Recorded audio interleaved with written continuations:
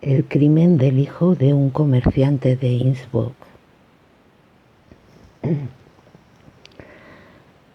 Ya poco después de conocerlo personalmente, tenía yo una idea sumamente reveladora de su evolución, sobre todo en su infancia.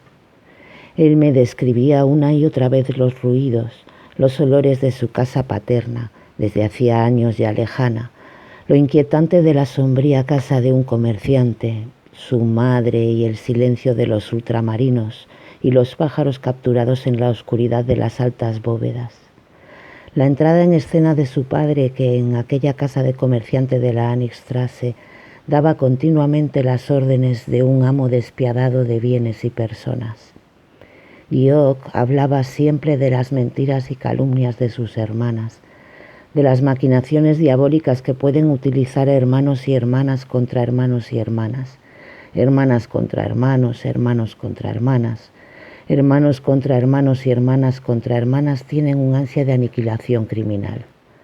La casa de sus padres nunca fue una casa de niños, como lo son la mayoría de las otras casas paternas, sobre todo en regiones mejores, de mejores condiciones atmosféricas, sino una horrible casa de adultos y por añadidura húmeda e inmensa, en la que nunca vinieron niños al mundo, sino siempre enseguida espantosos calculadores, bebés bocazas con olfato para los negocios y para oprimir al prójimo. Georg era una excepción. Él era el centro, pero por su inutilidad, por la vergüenza que representaba para toda la familia, continuamente asustada y amargada por él cada vez que trataba de disimularlo, un centro espantosamente atrofiado y lisiado, del que querían deshacerse a todo trance. Había sido tan deformado por la naturaleza y de forma tan infame que siempre tenían que esconderlo. Después de haberlos defraudado el arte médico y la ciencia médica hasta lo más profundo de su abominabilidad fecal y oral, imploraban, de pérfido acuerdo, alguna enfermedad mortal para Georg que en lo posible rápidamente lo eliminara del mundo.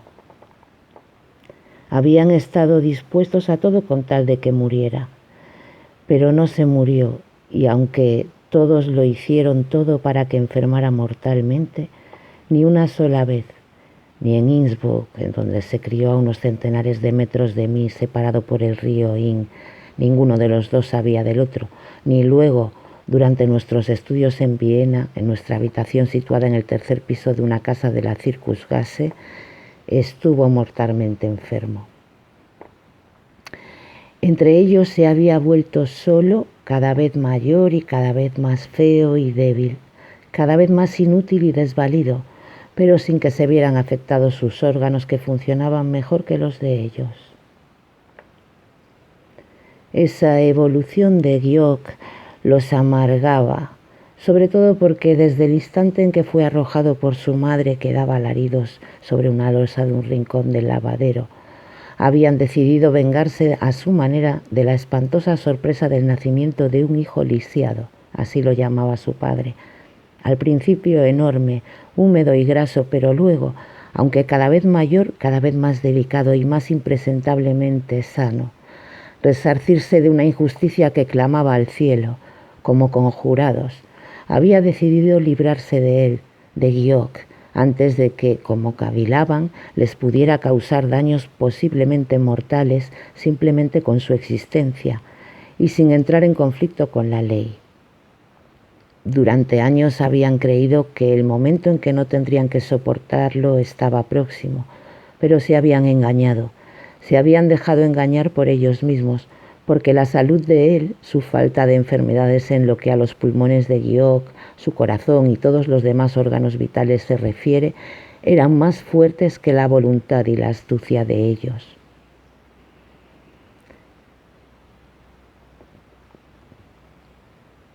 Por una parte, espantados, por otra, megalómanos comprobaron al volverse él rápidamente mayor y más sano y más delicado y más inteligente, que él, eso lo creían realmente, no procedía de su secular sustancia de comerciantes y se había introducido entre ellos, sin duda tras varios niños nacidos muertos, hubieran merecido a alguien de los suyos, un vástago derecho y no torcido de sangre de comerciantes que, desde el primer instante, les sirviera de apoyo a todos, los soportara luego, los llevara más alto aún a todos, llevara hacia arriba a padres y hermanas, y había recibido de donde los inquietaba, porque en definitiva procedía del padre y había salido de la madre, una criatura que desde su punto de vista era un animal inútil que cada vez pensaba más profundamente, que reclamaba además ropa y diversiones. En lugar de alimentarlos tenía que ser alimentado y al que tenían que mimar en lugar de ser mimados. Al contrario, Gyok era y siguió siendo para ellos la inutilidad misma, siempre estorbando, y un pedazo de carne sin digerir que, por añadidura, escribía poemas. Todo era distinto en él. Ellos lo consideraban la mayor vergüenza de su familia, que por lo demás se basaba solo en la realidad y no en lo más mínimo en la imaginación. Él hablaba con frecuencia de su habitación de la Circusgasse de Viena, que los dos, después de habernos conocido en un hostal de Leopoldstadt y habernos juntado, habíamos alquilado, y con frecuencia de su cárcel infantil de Innsbruck, y se estremecía cuando se creía obligado a decir las palabras golpe de vergajo delante de su oyente, de mí, que durante años, durante 8 semestres, fui su único oyente. Demasiado grandes, demasiado enormes bóvedas de sótanos y vestíbulos y pisos, demasiado altos escalones de piedra, trampillas demasiado pesadas, demasiado anchos chaquetones y pantalones y camisas, los chaquetones y pantalones y camisas desechados de su padre. Demasiado agudos silbidos del padre, gritos de la madre, risitas de las hermanas, saltos de ratas, ladridos de perros, frío y hambre, soledad obstinada, carteras escolares para él demasiado pesadas, hogazas de pan, sacos de maíz, sacos de harina, sacos de azúcar, sacos de patatas, palas y caballetes de acero, instrucciones, tareas, amenazas y órdenes incomprensibles, sanciones y castigos, golpes y bofetadas constituían su infancia. Después de haberse ido de casa hacía ya años, seguían atormentándolo los medios cerdos ahumados que había bajado arrastrando al sótano y había vuelto a subir arrastrando del sótano. ¿Arrastrando con qué esfuerzos? Años después aún, y a 700 kilómetros de distancia, en Viena, seguía atravesando cuando estaba oscuro, temerosamente y con la cabeza entre los hombros, el patio del comercio de sus padres en Innsbruck, y bajaba, estremecido por la fiebre, el sótano del comercio de sus padres en Innsbruck. Cuando, aprendiendo día a día a bofetadas la contabilidad del comercio paternal, se equivocaba, el padre o la madre o algunas de sus hermanas lo encerraban, no tenía aún 6 años la primera vez, bajo la bóveda del sótano, y durante cierto tiempo lo llamaban solo criminal. Al principio solo su padre lo llamaba criminal, pero luego, según recordaba, también sus hermanas e incluso su madre se unieron a ese grito de criminal. Totalmente incapaz de educar, ella, a la que él ahora, años después y porque estaba separada por muchas montañas, se imaginaba ver durante sus estudios de Viena bajo un aspecto más favorable. Se había sometido siempre en lo que a Gyok se refería al bando fuerte de la familia, es decir, al padre y las hermanas. Padre y madre, con espantosa regularidad, lo golpeaban varias veces todas las semanas con el vergajo. En las casas de los comerciantes de Innsbruck, los niños chillaban en su infancia, como en las carnicerías de Innsbruck los cerdos. En su casa, sin duda, todo había sido de lo peor. Su nacimiento, así se lo aseguraban en toda ocasión, había supuesto la ruina de ellos. Su padre lo calificaba continuamente de anticonstitucional, Con esa palabra anticonstitucional lo pinchaba siempre su padre. Sus hermanas, con su agudeza de comprensión, lo utilizaban para sus intrigas, con perfección cada vez mayor. Él era víctima de todos. Cuando yo veía su infancia y su Innsbruck, veía mi infancia y mi Innsbruck, con qué espanto también, al mismo tiempo el mío, que no había estado dominado por los mismos horrores, sino por una infamia mucho mayor aún, porque mis padres no actuaban como los suyos, movidos por algo animal, sino por algo filosóficamente radical, por la violencia de la cabeza y nada más que por la violencia de la cabeza y las cabezas. Una amargura que nos entristecía más profundamente de lo admisible por naturaleza hacía coincidir todos los días muy de mañana nuestras cabezas dolorosas e incapaces en un solo estado de sospecha, terrible y pesado. Todo lo que había dentro de nosotros y en nosotros y alrededor de nosotros indicaba que estábamos perdidos, lo mismo él que yo, fuese lo que teníamos que ver y lo que teníamos que pensar, lo que teníamos que andar y contemplar de pie y dormir y soñar. Yo que estaba a menudo días enteros en la más alejada de sus fantasías, llamadas por él elevadas, y al mismo tiempo, como yo tenía que comprobar continuamente, iba en su desesperación de un lado a otro, lo que también me ensombrecía, las leyes y quienes las hacían y los que aniquilaban groseramente a diario esas leyes. Los dos, a partir de cierto momento, fuimos juntos de repente y como para siempre juntos y a través de todo el enorme y enfermizo sistema de los colores, con el que la naturaleza quería expresarse en cada uno de nosotros como el más doloroso de los dolorosos, como el más doloroso de los dolores humanos. Habitamos durante años, aunque estuviéramos en la superficie de la capital, en un sistema de canales creado por nosotros y para nosotros, solo para nosotros visible y que nos protegía. En esos canales, sin embargo, respirábamos ininterrumpidamente un aire letal. Íbamos y nos arrastrábamos hacia nosotros casi siempre solo por esos canales de nuestra desesperación juvenil y filosofía juvenil y ciencia juvenil. Esos canales nos llevaban a nuestra habitación de la Circusgasse, en la que la mayor parte del tiempo estábamos sentados en nuestras sillas junto a la mesa, víctimas del discernimiento y de la monstruosa exuberancia de la historia, víctimas de nosotros mismos delante de nuestros libros, terribles venganzas, alabanzas y chanzas de nuestra genealogía y de toda la genealogía geológica, penetrando en el antiquísimo cuerpo de la ciudad y saliendo otra vez de él para volver a nuestra habitación. 8 espantosos semestres pasamos juntos, Georg y yo, en la habitación de la Circusgasse. De esa forma solo insinuada por mí tuvimos que pasar. No se nos permitió ninguna interrupción en los 8 semestres en que me asqueó el derecho y a Georg no menos su farmacia. No fuimos capaces de dejar nuestra postura encorvada, la deformación de los dos, yo también era ya deforme, porque, como queda dicho, teníamos que movernos siempre en todas y cada una de las cosas por nuestros canales y, por consiguiente, encorvados. Elevarnos de esa necesidad a otra, aunque solo fuera un poco más alta. En esos 8 semestres no tuvimos fuerza una sola vez para levantarnos e irnos.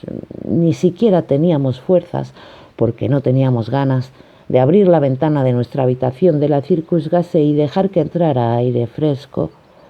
Ni mucho menos teníamos una sola siquiera de esas fuerzas invisibles.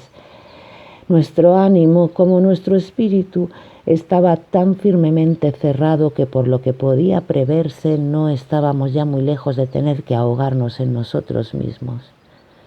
Si algo que no podía venir de nosotros, ni tampoco de uno de nosotros, no provocaba en nosotros una intervención metafísica en nosotros desde el exterior o desde el interior, un cambio de nuestro estado compuesto de 2 estados iguales, el de Georg y el mío, sometidos a una actuación monstruosamente complicada contra nosotros.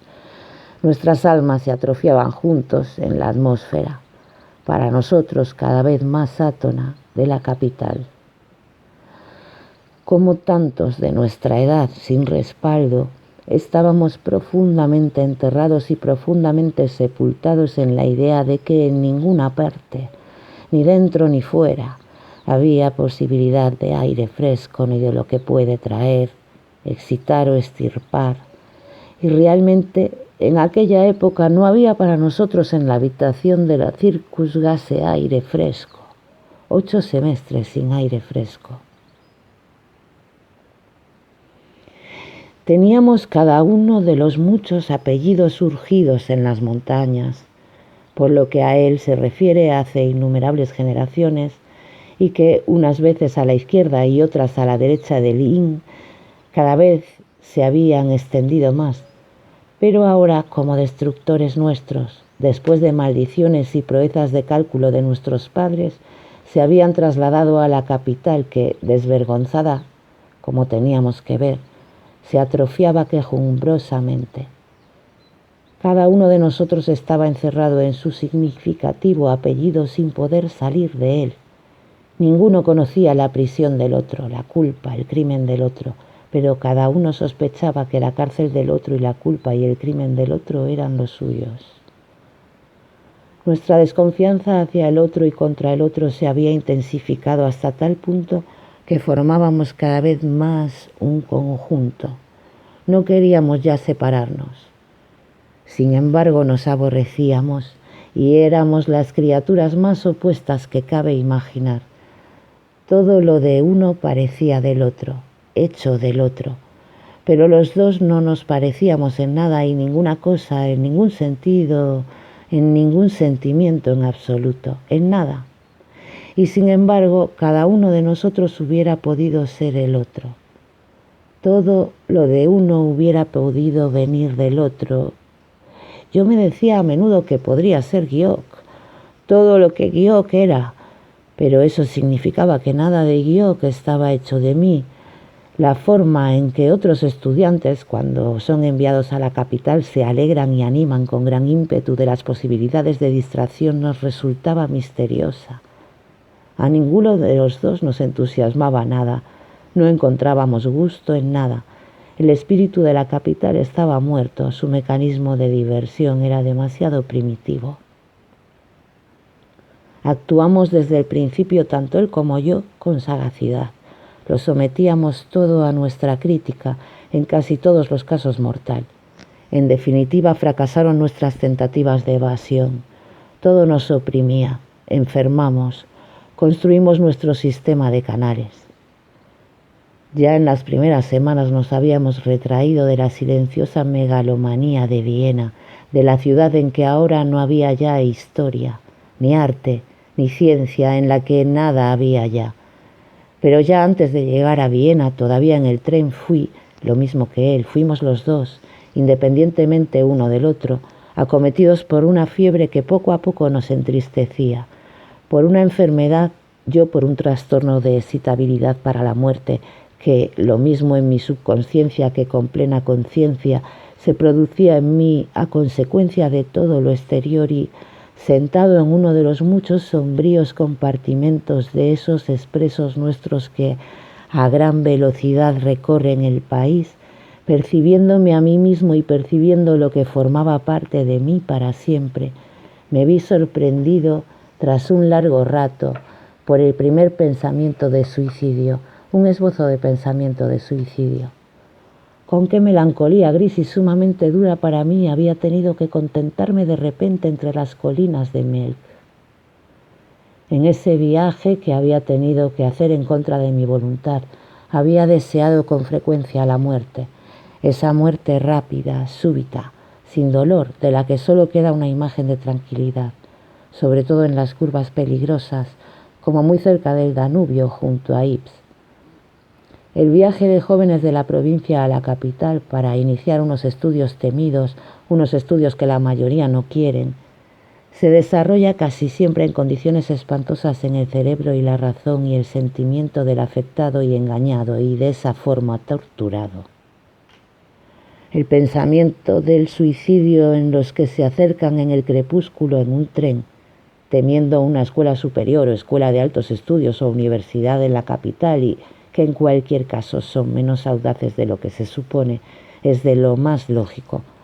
¿Cuántos, y no pocos, a los que conocí y con los que me crié y cuyo nombre supe, se tiraron poco después de despedirse de sus padres en la estación de su pueblo natal del tren en marcha?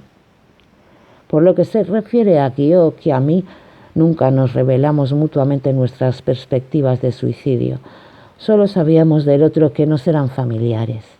Estábamos encerrados lo mismo que en nuestra habitación y en nuestro sistema de canales, en nuestros pensamientos de suicidio. Lo mismo que en un juego superior, un juego comparable a las matemáticas superiores. A ese juego superior del suicidio nos abandonábamos a menudo durante semanas, totalmente tranquilos. Estudiábamos y pensábamos en el suicidio. Leíamos y pensábamos en el suicidio. Nos escondíamos y dormíamos y soñábamos y pensábamos en el suicidio. Nos sentíamos abandonados en nuestros pensamientos de suicidio sin ser molestados. Nadie se ocupaba de nosotros. Podíamos matarnos en cualquier momento, pero no nos matábamos. Por extraños que siempre fuéramos para el otro, no había entre nosotros ninguno de los cientos de miles de secretos humanos sin olor, solo el secreto de la naturaleza en sí, del que sabíamos. Los días y las noches eran para nosotros como estrofas de una canción negra interminablemente igual. Por una parte, los suyos sabían ya desde el principio que él no entraba en consideración para la profesión de comerciante paterna ni, por consiguiente, para hacerse cargo del negocio de la Anixstrasse, que necesitaba a alguien como ellos. Por otra, sin embargo, no habían renunciado en mucho tiempo a la esperanza de que, de la noche a la mañana, posiblemente de un golpe de vergajo a otro, Guillaume, que lisiado, pudiera convertirse en lo que desde el principio quisieron tener en él, el sucesor de aquel comerciante de ultramarinos que ahora tenía ya 60 años. Finalmente, sin embargo, como si lo hubieran convenido a sus espaldas, las de Guillaume, de la noche a la mañana se habían decidido para siempre por su hermana mayor y, a partir de ese momento, acumularon como pudieron todo lo que pudieron, todas sus fuerzas de comerciantes y su ciencia entera de comerciantes en la persona que, sobre unas piernas gruesas, iba durante todo el día como una pesada bestia por el comercio, en la gorda, congestionada y rústica Irma. En verano e invierno, con mangas de farol, ella que con solo 20 años fue novia de un ayudante de carnicero de Náter, se convirtió en una columna de pantorrillas continuamente supurantes del comercio. En el instante mismo en que designaron a su hermana como sucesora de su padre, sin duda teniendo en cuenta también a su novio, permitieron a Guillaume que estudiar. Habían tenido miedo de perder la cara. Sin embargo, no le permitieron estudiar farmacia como él había deseado, estudiar en Innsbruck, en donde, además de aprender comercio, había ido al instituto, terminándolo con buenas notas, ni en el cercano Múnich, sino solo en la Viena, siempre odiada por él y por todos ellos, situada muy al este. Querían tenerlo lo más lejos posible de sí, saberlo lejos, y la capital estaba realmente al extremo del mundo. Todo joven sabe lo que significa ser desterrado allí. De nada había servido que él hubiera intentado explicarles que Viena, la capital, era desde hacía decenios la más atrasada de todas las ciudades universitarias de Europa. No había nada cuyo estudio se pudiera recomendar en Viena. Tuvo que ir a Viena, y si no quería recibir la más baja de todas las mensualidades que conozco, tuvo que permanecer en Viena, la más horrible de todas las ciudades de Europa. Qué ciudad tan vieja y sin vida, qué cementerio tan grande, dejado solo y abandonado por toda Europa y por el mundo entero, pensábamos. Qué gigantesco cementerio de curiosidades desmoronadas y descompuestas. Como si él fuera yo, siempre, en los últimos tiempos de nuestro estar juntos, me resultaba especialmente impresionante hacia final de año, cuando antes de dormirse me señalaba todo aquello de lo que nada sabíamos. Su incapacidad para hacerse entender, aunque solo fuera una vez en la vida, era también la mía. Su infancia, que le parecía interminable, no milenaria como la del autor de Moby Dick. Su intento ininterrumpidamente inútil de lograr la confianza de sus padres y de las demás personas de su entorno, al menos de las más próximas. Nunca había tenido un amigo, pero quién sabe qué es eso. Solo personas que se burlaban de él, lo temían en secreto. Él era siempre alguien que, a su manera, por su deformación, perturbaba la armonía de otro o de varios. La perturbaba continuamente. A donde llegara, en donde quisiera detenerse, era una fea mancha de color sobre un fondo hermoso y tranquilizante. Los hombres estaban ahí para él, solo para tenderle trampas. Fueran lo que fueran o quienes fueran, lo que representaran, lo que se atrevieran a representar, todo le tendía trampas. La religión también. En definitiva, se dejaba ensombrecer de repente por sus propios sentimientos. Su despertar había sido también, sin duda, un despertar en la locura de la falta de horizontes. Me había abierto bruscamente a mí, que me sentía ya seguro, la puerta de mi infancia con la brutalidad de los enfermos, oprimidos, desesperados. Todas las mañanas se despertaba en la celda bien cerrada de un nuevo día antiquísimo. Mientras que para mí, desde el oscuro decorado de mi infancia, pasaban una y otra vez figuras que podía reconocer como francamente divertidas, incluso traviesas. A mi amigo nunca le ocurría nada parecido. Decía que cuando miraba al pasado, veía siempre acontecimientos que le infundían temor y que lo que allí pasaba y seguía pasando le seguía infundiendo temor. Por eso, decía una y otra vez, quería mirar tan pocas veces como pudiera al pasado, que era como el presente y el futuro, que era el presente y el futuro, no mirarlo en absoluto. Pero no era posible. Su infancia, su juventud, toda su vida habían sido un inmenso escenario congelado solo para asustarlo. Y los papeles principales en ese escenario los desempeñaron siempre solo sus padres y sus hermanas. Ellos inventaban una y otra vez algo nuevo que tenía que perturbarlo. A veces lloraba y cuando le preguntaba por qué, me respondía que porque no podía dejar caer el telón de ese escenario. Para eso era demasiado débil. Cada vez con menos frecuencia podía dejar caer el telón del escenario y temía que un día no podría ya dejarlo caer. A donde quiera que fuera, donde quiera que se encontrara, en el estado que fuera, tenía que mirar su comedia. Las escenas más terribles se desarrollaban una y otra vez en la casa de sus padres en Innsbruck, en el comercio. A padre y madre, como fuerzas motrices de su decorado mortal, los veía y oía siempre. A menudo pronunciaba en sueños las palabras padre y madre, y las palabras vergajo y sótano, o un no, no, al ser acosado en definitiva a muerte por sus perseguidores, lo que se debía a los muchos castigos. Al amanecer, su cuerpo depurado hasta una castidad que la naturaleza prohíbe, aunque deforme, tenía la piel de las muchachas mortalmente enfermas, estaba húmedo. Una fiebre que no se podía medir lo debilitaba ya antes de levantarse. La mayoría de las veces no desayunábamos porque nos asqueaba comer y beber. Nos asqueaban las lecciones, nos asqueaban los libros.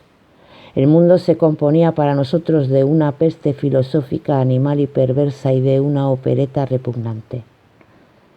El último febrero Guió, que estuvo invariablemente triste y siempre solo en su tristeza. Él, que tenía un año menos que yo, se asustaba por las noches, en las condiciones que los dos conocíamos, apoyado por gestos de manos, movimientos de cabeza, entre todos los nombres que temía de criaturas muertas o todavía vivas y de objetos. Las cartas dirigidas a él, pocas, no contenían, como las dirigidas a mí, más que exhortaciones a que mejorara, nada amable. Una vez había pronunciado él las palabras carente de tacto. Quería decir que el mundo era, por lo menos, carente de tacto. Qué diferentes hubiéramos tenido que ser los dos para volver la espalda a ese cementerio que era la capital, que es la capital. Éramos demasiado débiles para eso. En la capital todo el mundo es demasiado débil para abandonarla. Lo último que dijo fue: esta ciudad es un cementerio en vías de extinción. Tras esa exclamación, que al principio no me dejó pensativo, lo mismo que tampoco todas las demás suyas de los últimos tiempos, que tenían todas la misma importancia. Era el 14 por la noche, a las 10:30, me fui a la cama. Cuando me desperté poco antes de las 2 por un ruido, porque Guió se había mantenido totalmente silencioso, sin duda por la simple razón de que no quería de ningún modo despertarme, y ahora sé lo doloroso que eso debió de ser para él.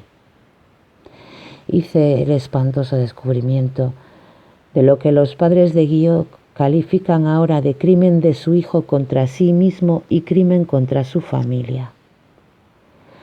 Ya a las 10 de la mañana siguiente el padre de Guió vino de Innsbruck a Viena y me pidió una explicación del suceso.